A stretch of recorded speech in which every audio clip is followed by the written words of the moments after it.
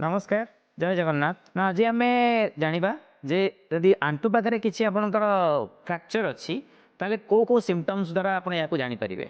प्रथम जिनस जदि आपंकर के गोटे आंठू इंजुरी है फास्ट आप देखिले जदि जो आप ठिया पारे कि चली पारे ताहले एटा गोटे किसी आंटू चारिपटे फ्रैक्चर हो पारे कि गोटे लिगामेंट इंजुरी हो पारे।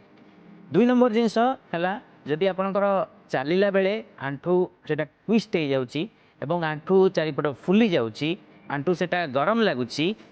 जो आप सीवियर पेन होता भी गोटे सिम्पटम्स हो पारे जे आंठू चारिपटे किसी गोटे फ्रैक्चर अच्छी कि किसी गोटे लिगामेंट इंजुरी अच्छी। तीन नंबर जिनस है आपंकर जदि किसी इंजुरी होगा जो से आंठूर अलाइनमेंटा जदि से बंका देखा कि आपंकर जो आप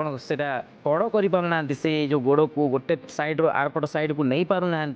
गोटे पोजिशन से रही जाऊँगी चलिए आपन को सीवियर पेन होता बंका रोचे से जगटा आप वेट बियर करना से गोटे फ्रैक्चर सिम्पटम्स हो पारे आप इग्नोर करूँ ना इमिडिएटली आपंकर ऑर्थोपेडिक सर्जन को आपन से कंसल्ट करूँ से तार गोटे एक्सरे करके तार देखिए और द्वारा से जो फ्रैक्चर कि लिगामेंट इंजुरी से डायग्नोस करेंगे जदि किसी गोटे मेनिस्कस लिगामेंट इंजुरी थी एमआरआई परीक्षा करके डायग्नोस करेंगे आपंकर जदि किसी आंटू चारिपटे फ्रैक्चर अच्छी किसी गोटे पेन हो